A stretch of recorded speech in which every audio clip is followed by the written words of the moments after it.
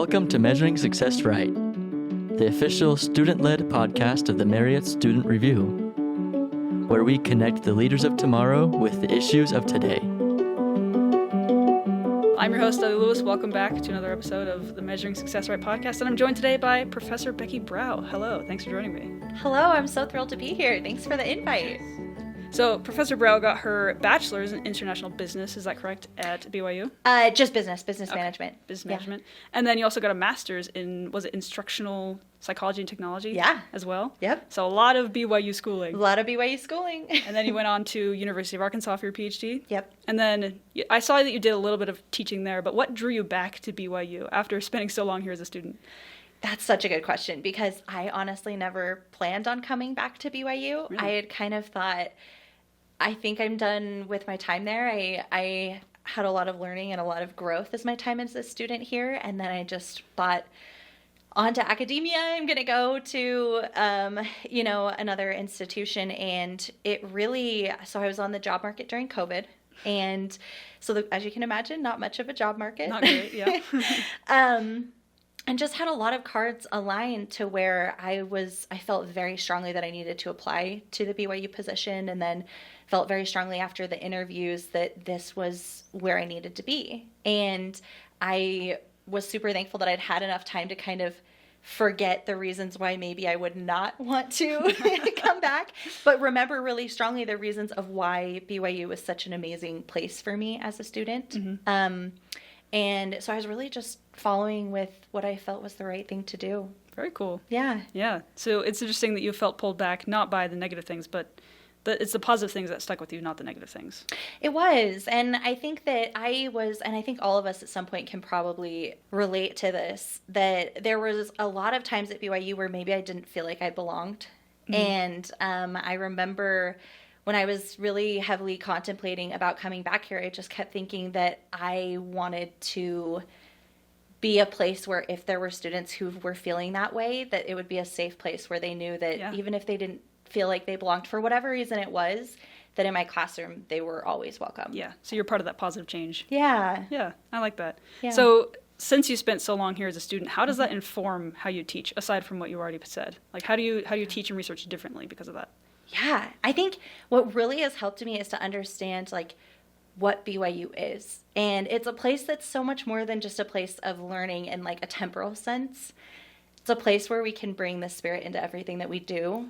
And how cool is that, right? It's so cool. It's such a unique institution. And so as a student, I had some classes where the spirit was brought in quite a lot into what was being taught, regardless of the subject. Some where we didn't really touch it. And, there was just a lot of spectrum there. And I found that wherever it was, when I could tell that the spirit was being brought in an authentic way by the professor, that made such a huge difference. Yeah. And so from a student seeing that, coming in and on the other side thinking, I just want my students to know that when I am talking about these things, when I'm bringing my full authentic self to the classroom, that includes the spiritual side, and that I want that to really be felt that this is, kind of legitimate. Me authentically. Yeah. Yeah, I like that. And the fact that the positive things that stuck with you, you can now, be a part of and pull forward at BYU. Hopefully. I like that. We'll have to ask some students. See how effective you are. So you teach, or you used to teach until recently, a class about Introduction to Sustainability. So tell me a little bit about that class. What drew you to teaching it? Yeah, so we had a really amazing professor here. His name was Clark, and he was just fantastic. And when he came to BYU, he realized we didn't have a sustainability class, and he thought, we need to change that. We need to try and bring in a sustainable business perspective because it's so connected to what we believe in the gospel. It just makes sense. That's so cool. He introduced that class, and then he ended up leaving the university. And so we needed someone to teach it. And I've always been very passionate about sustainability, just in my personal life. And so I thought, you know what? Why not? Let's go for it. Let's see what we can do with this class. And it really was such a fantastic class to teach and a really great bunch of students. And we did projects where we were connected with BYU, the university as a whole, and got to do kind of like sustainable business projects connected to the university or connected to BYU Surplus was what we did last year.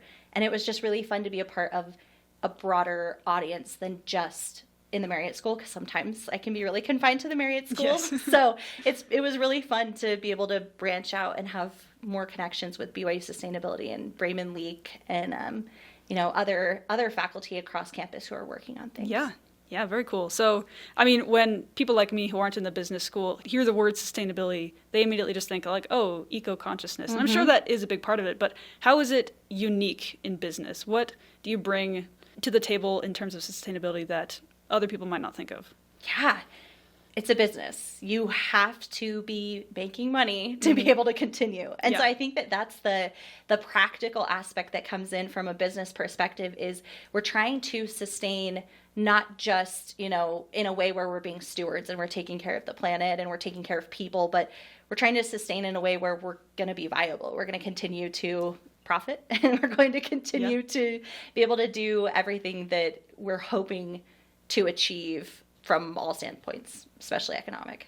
Yeah. So it's not just being a steward of the earth, which is definitely a spiritual aspect of the LDS faith, but also, making money. Yes. I like that. So how did you help students see that as just more than just eco-sustainability? How do you help them understand that it's not just like, recycle? Right. That's a great question, because I think sustainability is such an interesting topic where there's so many different political views and emotional views that can come up, and it's just a lot of preconceived notions. Yeah, really heavy topic. And so I think that what I really tried to do on the first day of class was highlight how much money is actually going into sustainability. So if you look at businesses, ESG, environmental, social governance perspectives and spending is very high. We're talking billions, trillions, very much a lot of money being funneled in this direction. So it's pretty easy to show why there's a business case for being sustainable when you can see that money is going in that direction. Yeah. The question is then, how can we do it the right way? How can we do it the best way? And so I try to start off with that and also highlight that sustainability is a game of trade-offs. Everything in life is a game of trade-offs. And in sustainability, you really just have to dig in a little bit deeper and ask about what's hidden. When we choose to spend money in one direction, what are we taking it from? And so that's another thing that I like to highlight on the first day, just to try and get buy-in of why this matters in business. Yeah. Buy-in, I like that phrase. It's a very business phrase. Yeah. Very cool. Yeah, so now you're not teaching that class anymore. Right. You've moved on a little bit. So because you started at BYU teaching that class, how does that inform how you teach the classes you're teaching now? I think my favorite part with sustainability is that it's everywhere, or it should be everywhere. It should be, and so I teach supply chain. I now teach the intro to supply chain classes and the pre-PhD class, so kind of bookends to a certain extent, which is fun. Yeah. But even when I was teaching sustainable business, I tried to highlight that this is something that needs to be tackled at every part of the business. This needs to be tackled at every tier of suppliers, like just everywhere questions can be asked about how can we do things better. And so I think that that's even something that as I've moved into teaching the intro classes, I do tend to think a little bit more about how can we reduce waste. When last class, when I was meeting with students, we're talking about process analysis. And even at a high level, you're thinking, wow, this is, really systems. This is a lot of operations thinking, but it's also, you're looking at inefficiencies. You're looking at waste reduction. Those are all things that are a really important part of being sustainable. Yeah. So you mentioned that in the sustainability class, you get the opportunity to, work with the wider BYU community. So tell me a story about, one project you were able to work on that you think was especially effective and especially interesting. Yeah, good question. So I just love our broader, the BYU sustainability community is amazing. And it's just across all of the colleges. You've got faculty, you've got admin, you just have such a great community of people who really want to make a difference. They bought in. They did. And so there was one, so I love BYU Surplus. I don't know if you've ever shopped at BYU Surplus. I've only heard about it. Oh man, you got to do it. So we got our TV from there. Like growing up, we'd go and get, like computers or whatever. Like they just have so many amazing things that are for sale. And I love thrifting, always have.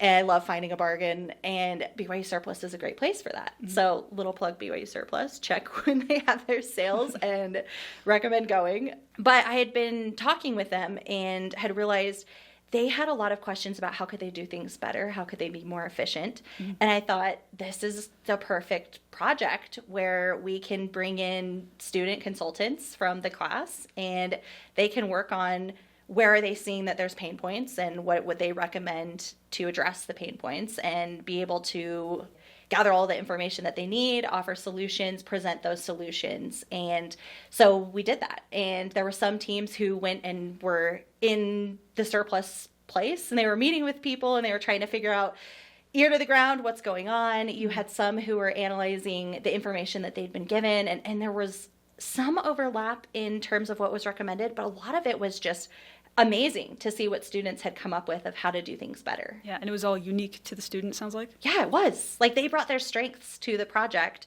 to be able to come up with solutions. And the teams that then BYU Surplus came in and helped with the grading for the final presentations, and the teams that were scored the highest and also offered solutions that felt like the university could potentially accept those, then went on to present to even higher stakeholders in the university. That's so cool. And it was just such an amazing experience to see students get to be involved in a way where they go here, they already want the best for BYU, but they also have really, really great ideas. And they're able to be involved in real change. Yeah.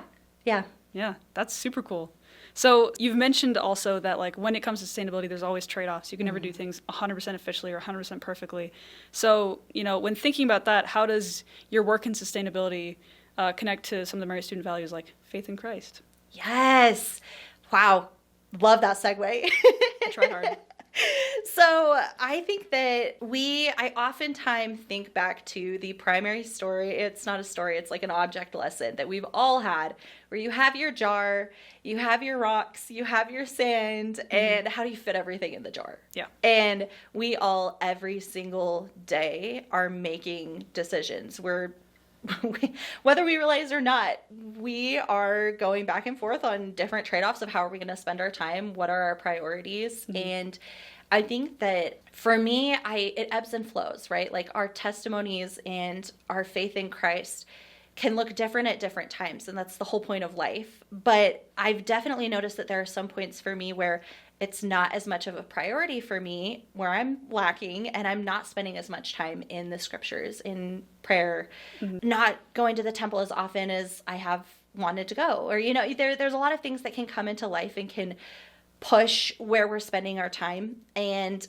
whether or not we're actively meaning to do that, it does have an impact and it makes a difference. Yeah. And I think that that's where it helps to step back and revisit of where am I right now? And I mean, the most amazing part with faith in Christ is no matter what we're facing in life, we can do it with Christ. And actually, we can do it way better when we have him there and when we let him in and when we're giving that time to the things that matter more.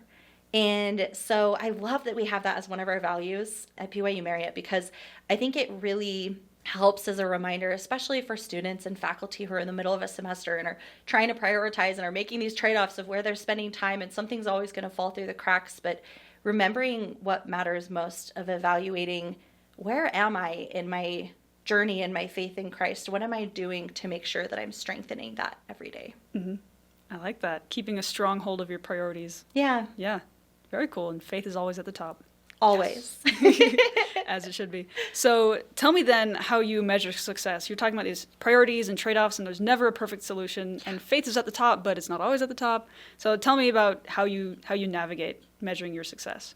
I love that question, because man, does this really trigger those, I love psychology. A lot of my research is behavioral in nature, and the little mechanisms that are at work, the little, switches that we're turning on and off, all of that really gets to it for me. Then it's really interesting.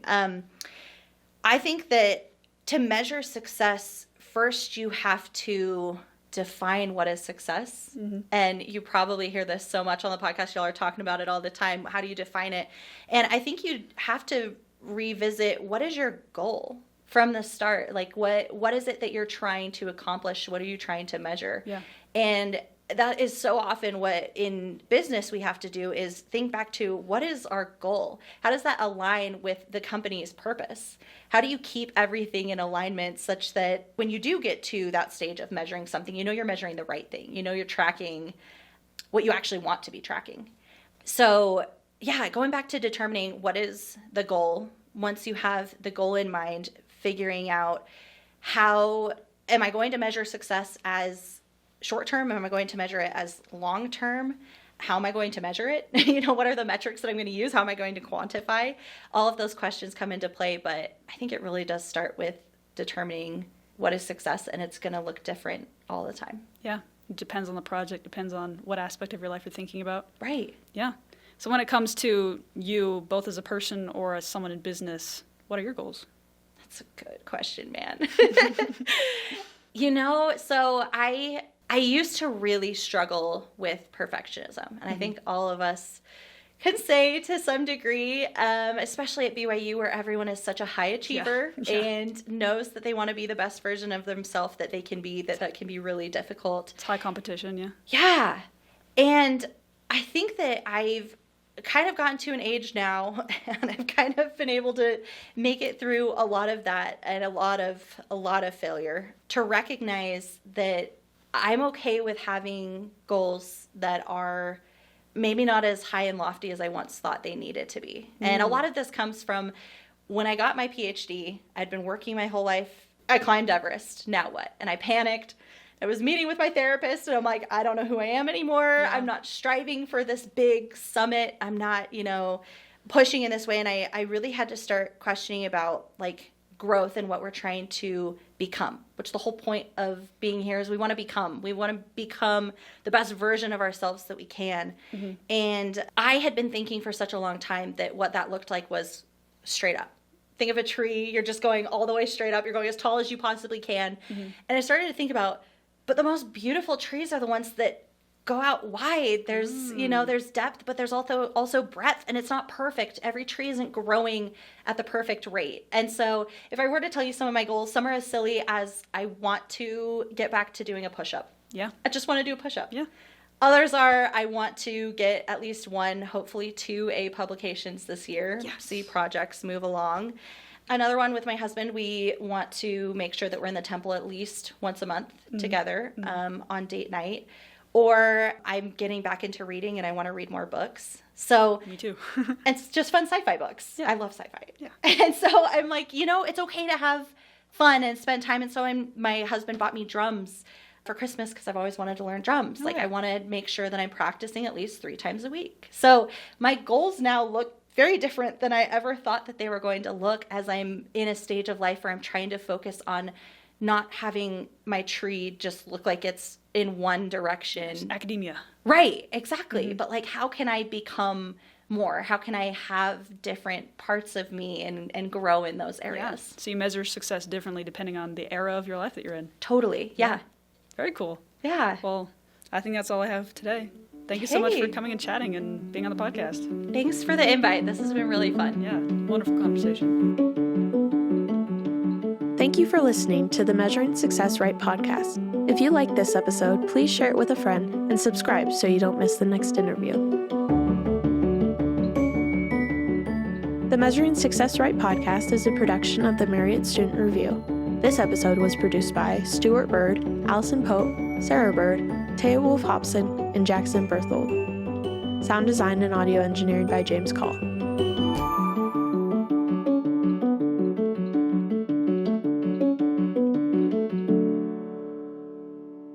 The views and opinions expressed in this podcast do not reflect the official views or opinions of Brigham Young University or the Church of Jesus Christ of Latter-day Saints.